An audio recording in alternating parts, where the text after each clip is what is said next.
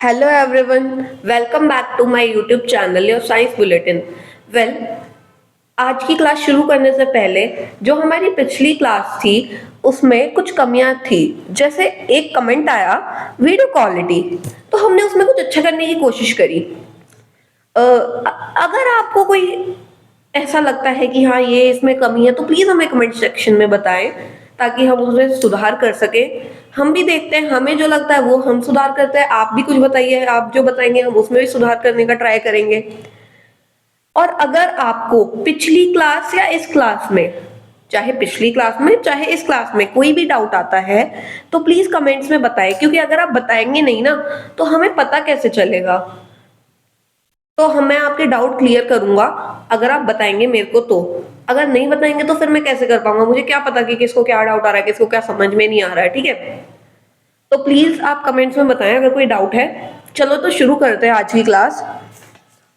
Well, देखो हमने पिछली क्लास में हमने यहाँ तक कर लिया था, मैंने आपको ये बता दिया था रेस्पिरेशन तक। ठीक है, तो आज की क्लास में हम पढ़ेंगे आगे का टॉपिक।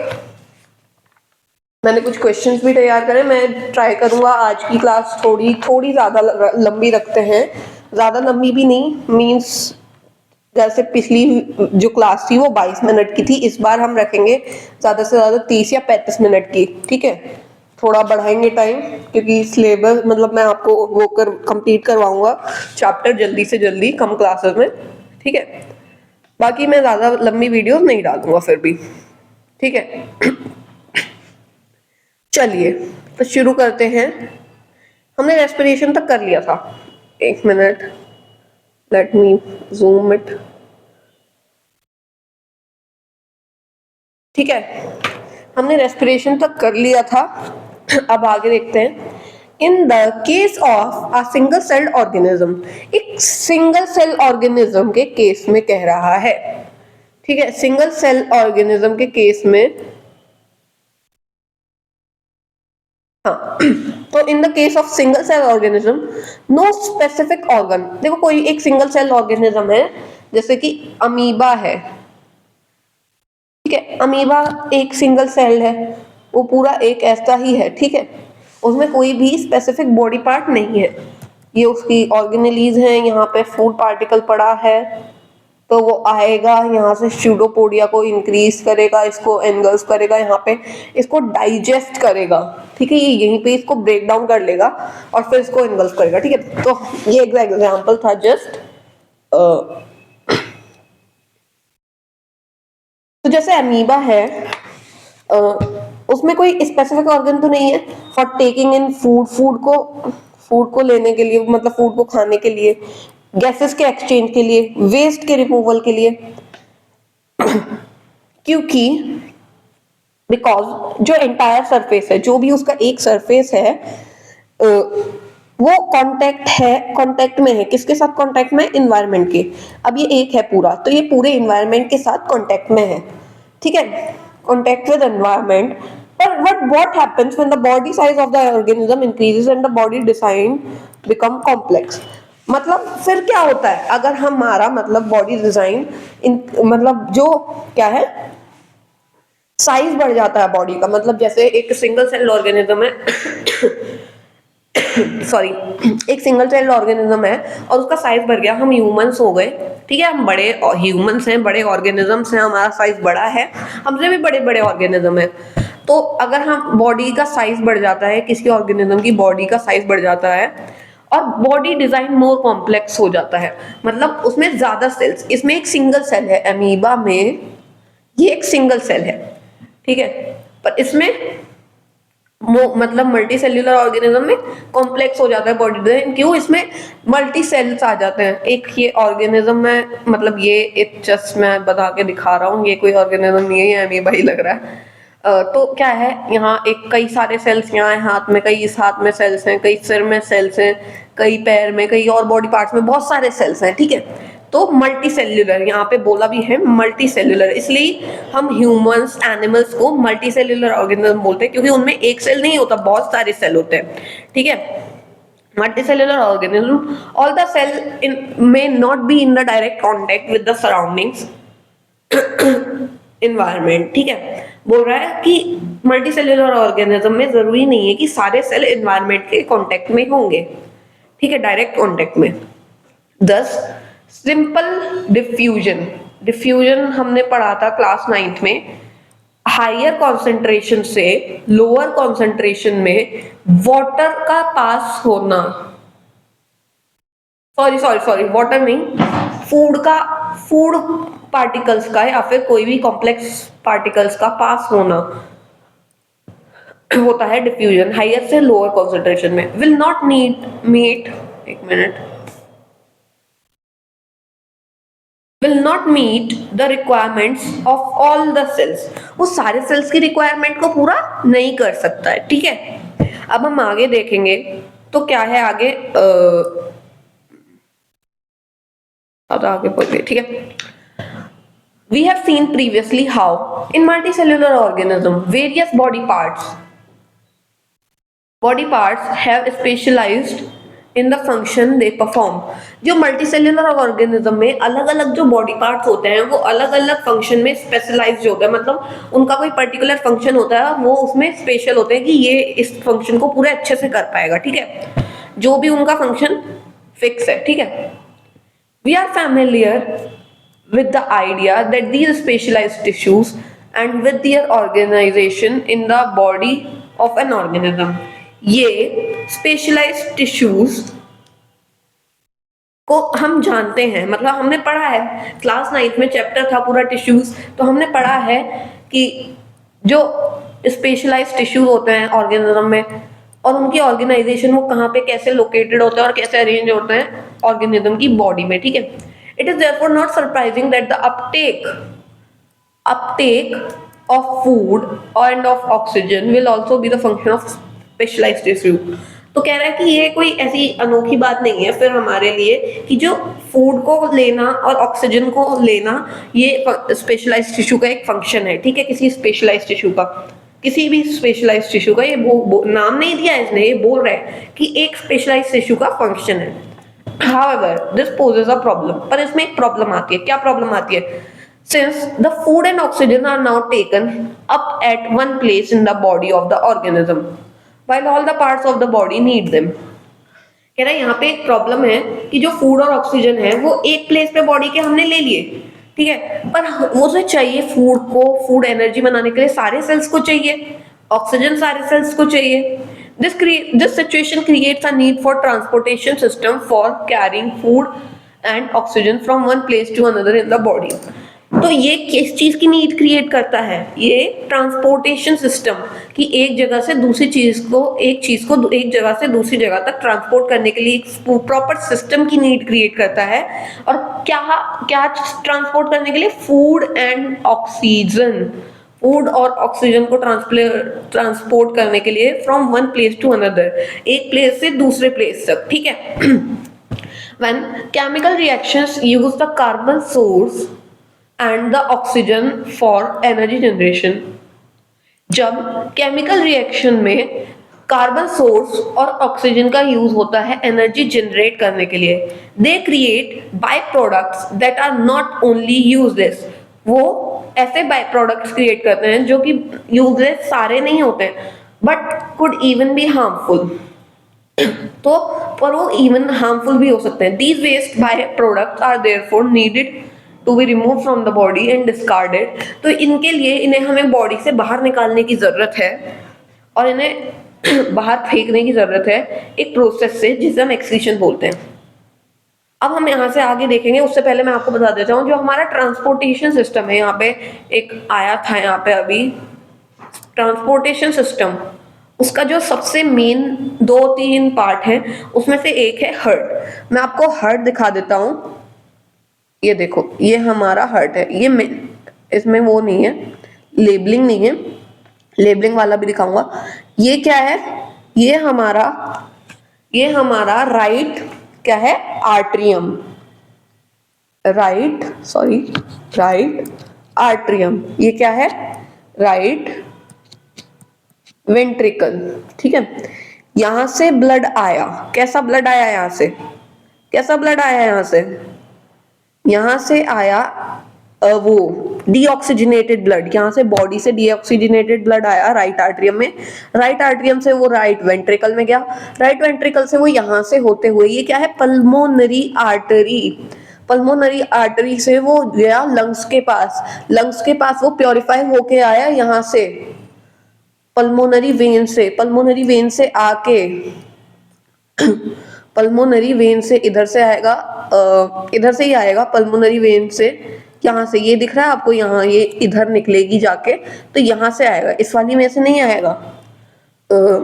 यहाँ से जब वो गया लंग्स के पास, वो प्योरीफाई होके, मतलब उसमें ऑक्सीजन डिसॉल्व होके आएगा इस वाले से, ठीक है, यहाँ से आया ये, इसमें ये है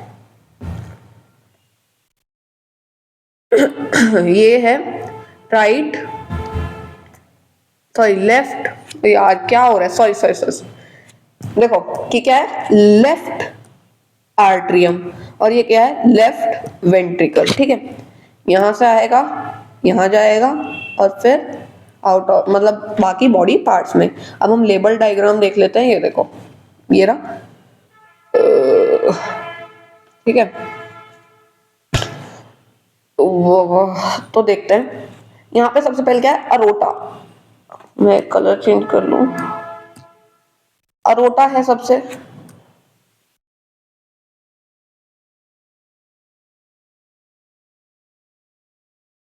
ठीक है, अरोटा है सबसे पहले, अरोटा से हमारा प्योरिफाइड ब्लड जाएगा बॉडी पार्ट में, ये पल्मोनरी आर्टरी है, यहाँ से राइट वेंट्रिकल में से डीऑक्सीजनेटेड ब्लड जाएगा, ठीक है, डीऑक्सीजनेटेड ब्लड जाएगा to the lungs, blood cell get oxygenated in the alveoli, alveoli में ये हम पढ़ेंगे एल्वेओली क्या है आगे, ठीक है, तो यहाँ से जाएगा लंग्स में, लंग्स में जाके ऑक्सीजनेटेड होके आएगा, कहाँ से आएगा, यहाँ पे पल्मोनरी वेन, ये रही, यहाँ से आएगा पल्मोनरी वेन से राइट आर्टरियम में एंटर करेगा, राइट आर्टरियम में आएगा, राइट आर्टरियम से राइट लेफ्ट आर्टरियम में, सॉरी पल्मोनरी वेन में आया, लेफ्ट आर्टरियम में एंटर करा, लेफ्ट आर्टरियम में एंटर करके फिर हो गया लेफ्ट वेंट्रिकल में, लेफ्ट वेंट्रिकल से ये यहाँ से गया, ये क्या है, अरोटा, अरोटा से मैंने बताया था ये बॉडी पार्ट में चला जाएगा, ठीक है। अब यहाँ पे बहुत सारे वाल्व हैं, ये वाल्व आपके सिलेबस में नहीं है, जितना आपके सिलेबस में दी हुई है, आपके एनसीईआरटी में जब हम ट्रांसपोर्टेशन सिस्टम पढ़ेंगे तब हम देखेंगे, हार्ट का पूरा डायग्राम दिया हुआ है, यहाँ पे जो जो दिया हुआ है मैंने आपको बता दिया है, एक चीज रह गई है, let me tell you that, ये है, ये जो आपको गैप दिख रहा है बीच में ये वाला, इसको बोलते हैं सेप्टम, सेप्टम, ठीक है, ये जो डिवाइड कर रहा है दोनों चैम्बर्स को, चार, ये तो अलग है, ये तो अलग है, ये जो ये एक राइट चैम्बर है, ये लेफ्ट चैम्बर है, इस लेफ्ट राइट और लेफ्ट को जो डिवाइड कर रहा है, यहाँ से मैं थोड़ा सफाई कर देता हूँ, इस राइट और लेफ्ट को जो डिवाइड कर रहा है वो है ये सेप्टम, ठीक है, sorry sorry sorry sorry, septum है, सेप्टम। अब हम आगे देखते हैं, हमने यहाँ पे क्या लिखा हुआ देखा था, again if the basic rules for the body, जो बॉडी के लिए बेसिक रूल्स है, ठीक है, बॉडी के लिए जो बेसिक रूल्स हैं, डिजाइन, बेसिक रूल डिजाइन, अच्छा, जो रूल है बॉडी के डिजाइन के लिए, बेसिक रूल है बॉडी के डिजाइन के लिए मल्टी सेल्यूलर ऑर्गेनिज्म में फॉलोड होते हैं,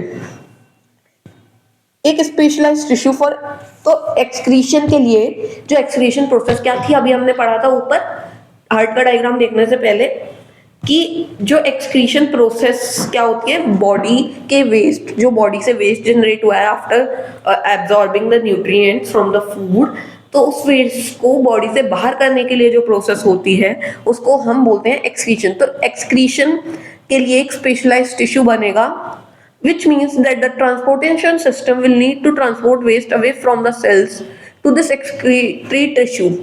मतलब जो ट्रांसपोर्टेशन सिस्टम है, तो वहां पे ट्रांसपोर्ट हुआ बॉडी में सब, तो वेस्ट इकट्ठा हुआ, वेस्ट को जो ट्रांसपोर्टेशन सिस्टम में है वो किसके पास पहुंचाएगा, एक्सक्रीटरी टिश्यू के पास, एक्सक्रीटरी टिश्यू के पास। तो अब हम वेरियस प्रोसेसेस देखते हैं ये देखो ये क्वेश्चन है इस टेक्स्ट, मैं पहले आपको ये सॉल्व करवा दूं, मतलब इनके आंसर्स बता दूं, फिर आगे चलते हैं, ठीक है। इनके आंसर्स मैं लिख दूंगा ऑन इन शॉर्ट, ओके, ठीक है। मैं इनके आंसर शॉर्ट में लिखूंगा यहाँ पे। जो पहला है, पहले मैं आपको बता देता हूँ, एक्सप्लेन कर देता हूँ, फिर आप अपनी लैंग्वेज में लिखिएगा, ठीक है। मैं आपको मेन पॉइंट्स बता रहा हूँ, आप नोट कर लीजिएगा इसको कहीं पे, जो मैं मेन पॉइंट बता रहा हूँ, फिर उन मेन पॉइंट्स की मदद से आप हर एक क्वेश्चन का आंसर लिखेंगे, ठीक है। प्लीज ऑनेस्टली लिख के देखिएगा, जिससे आपकी प्रैक्टिस और अच्छी हो, ठीक है। यहाँ पे मैं थोड़ा जूम इन कर देता हूँ इन क्वेश्चंस को। हाँ, तो देखिए, वाई इज डिफ्यूजन, हमने ये चीज पढ़ी है, ठीक है। Why is diffusion insufficient to meet the oxygen requirement of multicellular organism like human. ये पूछा है डिफ्यूजन इनसफिशिएंट क्यों है, ऑक्सीजन रिक्वायरमेंट को, मल्टीसेल्युलर ऑर्गेनिज्म की ऑक्सीजन रिक्वायरमेंट को मीट करने के लिए। हमने ऊपर पढ़ा था, अब मैं आपको ऊपर लेके जाऊं एक बार, कहाँ पढ़ा था हमने, मैं बस एक झलक दिखाऊंगा ताकि आपको याद आ जाए हमने क्या पढ़ा था। हमने यहाँ पढ़ा था, ये देखो, हमने यहाँ पढ़ा था, क्या पढ़ा था, ये देखो लिखा है ना, the simple diffusion will not meet the requirements all the cells. तो अब हम देखते हैं कि अब हमारे पास यही क्वेश्चन आ गया है। क्या क्वेश्चन आया है, why diffusion is insufficient to meet the oxygen requirement, oxygen requirement को, मल्टीसेल्युलर ऑर्गेनिज्म के ऑक्सीजन रिक्वायरमेंट को मीट करने के लिए डिफ्यूजन इनसफिशिएंट क्यों है।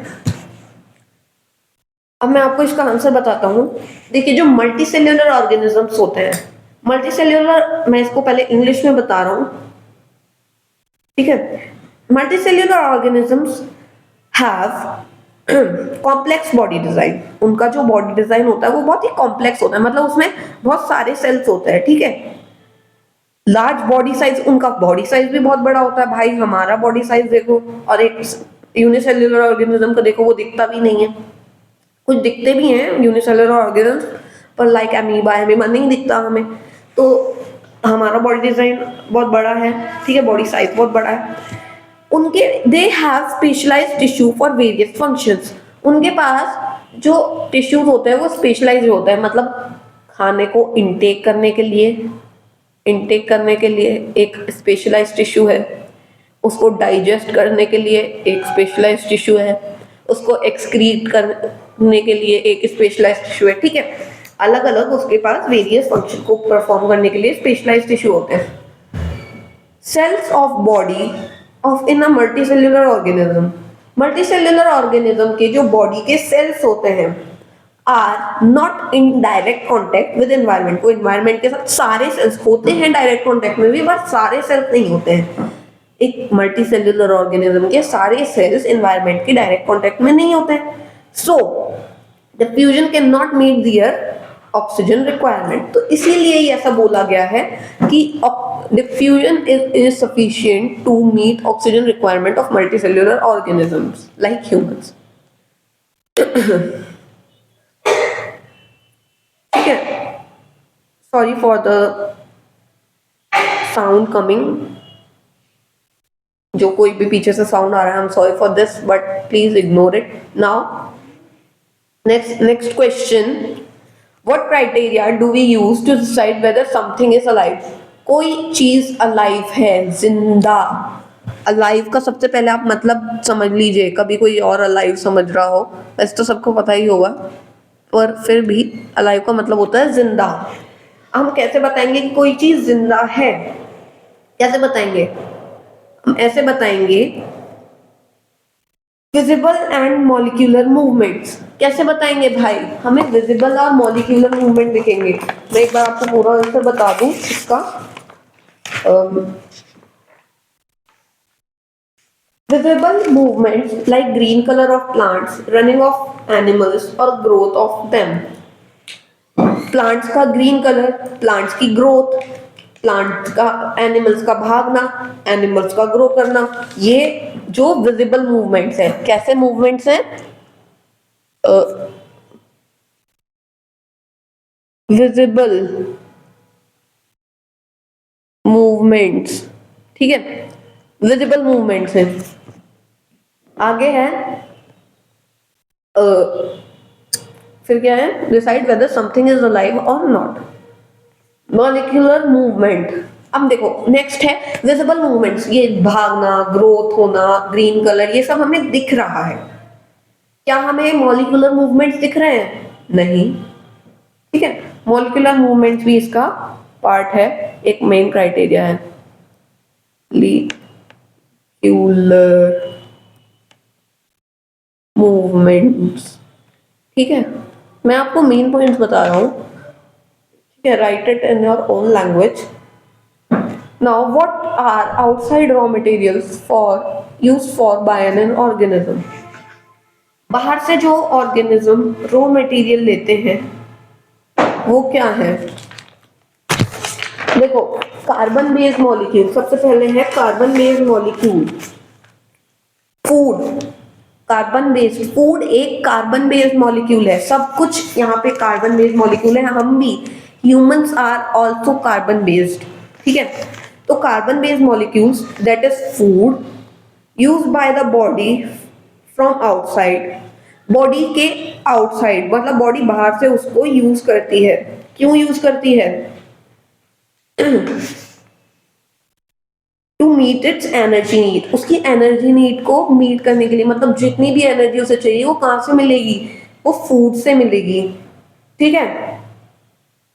ऑक्सीजन जो होता है वो फूड को ऑक्सीडाइज करने के लिए और एनर्जी को रिलीज करने के लिए यूज होता है, ठीक है। So food and oxygen, food और ऑक्सीजन जो है वो मेन है ना, मेन वो है that are used basic raw material से, ठीक है।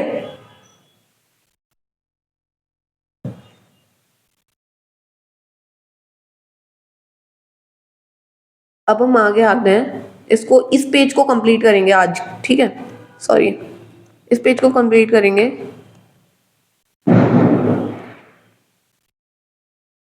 यहां तक कंप्लीट करेंगे आज हम, ठीक है, यहां तक मैंने पहले ही टिक लगा लिया है। ज्यादा लंबी नहीं रखेंगे वीडियो, आधे घंटे की जस्ट। अब न्यूट्रिशन पे आ जाते हैं। न्यूट्रिशन मैंने आपको बताया था, अब मैं आपको न्यूट्रिशन की proper definition I am telling you, ठीक है। अब मैं आपको न्यूट्रिशन की प्रॉपर डेफिनेशन बता रहा हूँ। न्यूट्रिशन इज द, मैंने आपको बताया था कि आप एनसीईआरटी के अलावा कोई और डेफिनेशन भी लिख सकते हैं। ये क्योंकि एनसीईआरटी की कई डेफिनेशन ऐसी भी होती हैं जो मतलब नहीं मानते हैं, क्योंकि प्रॉपर जो होता है वो कंटेंट्स मतलब वो नहीं होता, रिलीवेंट पॉइंट्स नहीं होते, कुछ पॉइंट्स ऐसे होते हैं। वैसे तो एनसीईआरटी इज रिलीवेंट, पर फिर भी कुछ चीजें ऐसी होती हैं, तो उसके लिए मैं आपको डेफिनेशंस बताता चलूंगा। मेनली क्या है न्यूट्रिशन की definition? Nutrition is a process of taking up nutrients, मतलब फूड, ह्यूमंस के लिए या फिर किसी भी लिविंग ऑर्गेनिज्म के लिए nutrient means food, nutrients food लेने के लिए, ठीक है, and utilising them to fulfil requirements of the body, और उनको यूटिलाइज करने के लिए, मतलब उनको यूटिलाइज करता है, उनको यूज करता है अपनी बॉडी नीड को फुलफिल करने के लिए। How do living things get their food, ये हेडिंग है, देखते हैं। The general requirement of energy and materials is common in all organism but it is fulfilled in different ways. जो एनर्जी और दूसरे मटेरियल्स की जो रिक्वायरमेंट होती है वो हर एक ऑर्गेनिज्म में कॉमन होती है। ये चीज बोल रहा है कि हमें भी वही चीज चाहिए, हमें भी खाना ही चाहिए, प्लांट्स को भी खाना चाहिए, पर प्लांट्स किसी और वे में लेते हैं, हम अपना खाना किसी और वे में लेते हैं। Some organism use simple food material obtained from organic sources in the form of carbon dioxide and water। कुछ इनऑर्गेनिक, कुछ ऑर्गेनिज्म सिंपल फूड मटेरियल को यूज करते हैं, इनऑर्गेनिक सब्सटेंसेस को यूज करते हैं कार्बन डाइऑक्साइड और वाटर की फॉर्म में, ठीक है। These organisms the autotrophs. Autotrophs mainly वो होते हैं जो अपना खाना खुद बनाते हैं, ठीक है। तो जो ये ऑर्गेनिज्म जो अपना खाना खुद बनाते हैं इनऑर्गेनिक सब्सटेंस से, जैसे कि यहाँ पे बोला है कार्बन डाइऑक्साइड एंड वाटर, ठीक है। Include green plants and some bacteria, कुछ बैक्टीरिया भी इनके अंदर आते हैं ऑटोट्रॉप्स के अंदर, और ग्रीन प्लांट्स इनके अंदर आते हैं। Other organism utilise complex substances, जो दूसरे ऑर्गेनिज्म होते हैं जैसे कि हम ह्यूमंस, वो कॉम्प्लेक्स सब्सटेंसेस को यूटिलाइज करते हैं। These complex substances have to be broken down into simpler ones before they can be used for the upkeep of the body and growth of the body, ठीक है। ये complex substances को हमें simpler one में तोड़ना होता है, जिससे किससे पहले अपनी ग्रोथ के लिए और अपने बढ़ाव के लिए हमें उसे यूज करने से पहले। टू अचीव दिस, इसे अचीव करने के लिए organism use biocatalyst called enzyme.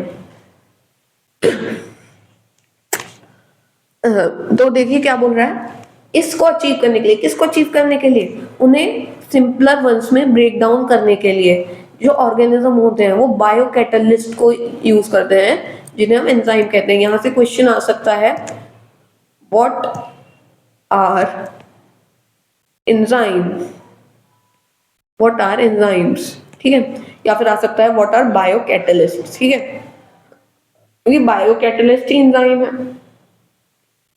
Thus the heterotroph survival depend directly or indirectly on autotroph।